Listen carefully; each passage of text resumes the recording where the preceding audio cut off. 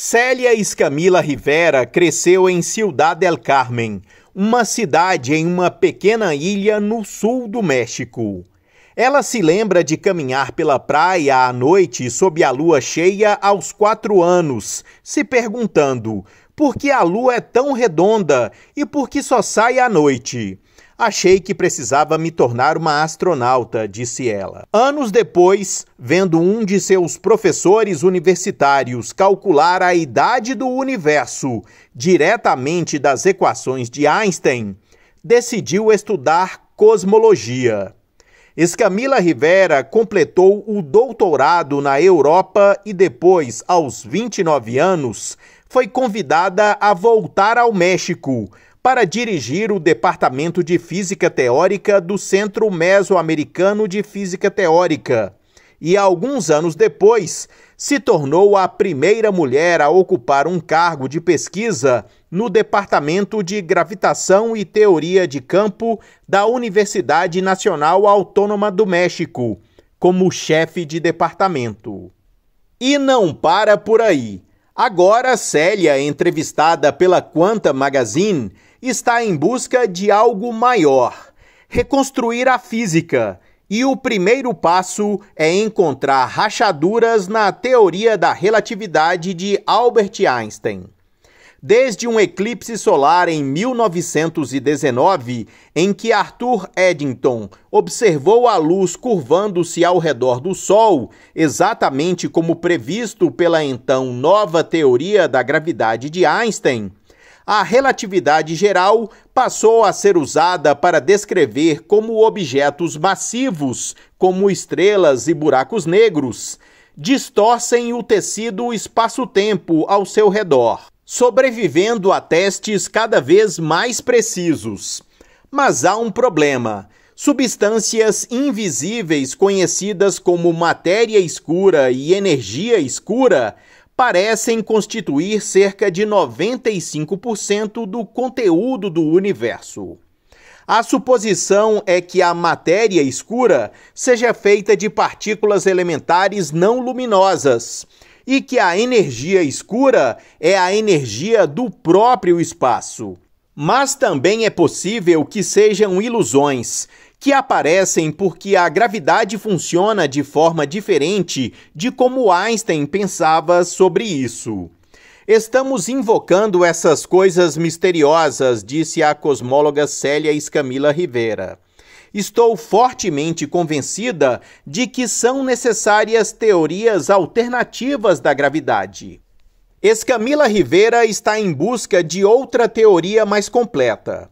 Uma série desconcertante de alternativas à relatividade geral foi apresentada ao longo do tempo, da gravidade teleparalela à quintessência complexa e cosmologia de massa negativa, mas por muito tempo pareciam fantasias teóricas.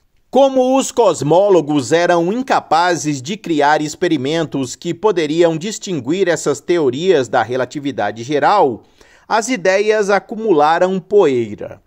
De acordo com Escamilla Rivera, isso está começando a mudar nesta nova era da cosmologia de precisão, um campo em que ela é pioneira em seu país natal, o México. A cosmologia de precisão combina grandes e diversos conjuntos de dados com novos métodos estatísticos, aprendizado de máquina e supercomputadores.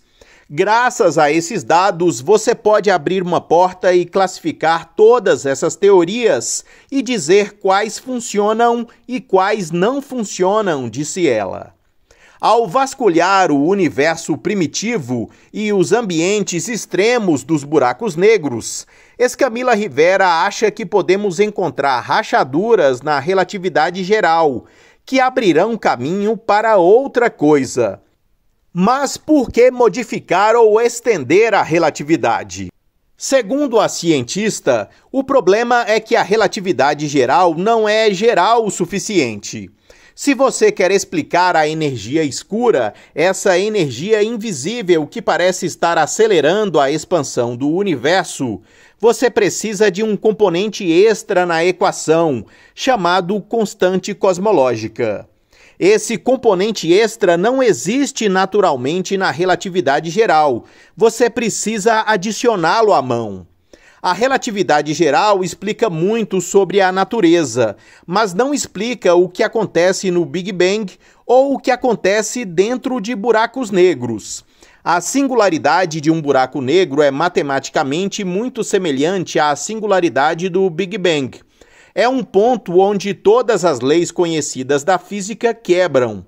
Uma grande questão é, se modificarmos ou estendermos a relatividade geral, talvez possamos explicar esse ponto bizarro que quebra tudo. A relatividade geral também não explica o futuro do universo. Existem teorias interessantes que dizem que o universo entrará em colapso novamente, em outro Big Bang, chamado Universo Big Crunch. Mas não sabemos por que a relatividade geral é incompleta. Se encontrarmos uma teoria completa, poderemos obter respostas para esses tipos de perguntas. Segundo a cientista, na década de 1980, houve uma explosão dessas teorias da gravidade modificada. Matematicamente, essas teorias são muito ricas, nada pode detê-las. Mas com tantas teorias em mãos, estávamos limitados por experimentos para diferenciá-las. Agora temos muitos telescópios coletando dados de diferentes tipos, de diferentes partes do universo. Com aprendizado de máquina, redes neurais e supercomputadores, podemos processar todos esses dados juntos. Isso torna o teste de uma teoria mais rico. Mas quando as observações devem começar a discordar da relatividade geral? Célia acredita que o recém-lançado telescópio espacial James Webb vai abrir uma nova porta com observações mais próximas da origem do universo. Veremos uma era em que o hidrogênio e o hélio estão se fundindo para formar as primeiras galáxias do universo. Suspeito que a relatividade geral não funcionará naquele momento, porque a energia é muito alta. Então essa era pode lhe dar um teste muito verdadeiro sobre qual tipo de teoria da gravidade está correta. Mas qual teoria alternativa poderia substituir a relatividade? Eu apostaria meu dinheiro na gravidade teleparalela, afirmou a pesquisadora. Como isso difere da relatividade geral? Na relatividade geral, o conceito importante é a curvatura do espaço-tempo, que informa sobre a distribuição da matéria. Você pode ver o Sol como uma grande massa que é colocada em um lençol. Então o lençol começa a se curvar. Einstein fez dessa relação entre matéria e geometria a base do universo. Agora, em gravidade teleparalela, o Sol está formando algo como um tornado. Então, em vez de curvatura, a folha é torcida. Isso é chamado de torção. A gravidade teleparalela foi, na verdade, um dos cálculos finais de Einstein na última parte de sua vida. Algumas pessoas estavam escrevendo uma nova matemática usando torção. Quando Einstein viu isso, viu uma maneira de conectar sua teoria à relatividade geral com outra força muito importante, o eletromagnetismo. Infelizmente, ele não teve sucesso e sua ideia começou a ser esquecida. Mas descobrimos que as equações poderiam corresponder aos dados observados sem precisar invocar matéria escura ou energia escura. A Quanta Magazine encerra a entrevista com a seguinte pergunta: quando você era criança, alguma vez imaginou que acabaria desafiando Einstein? Desafiando Einstein?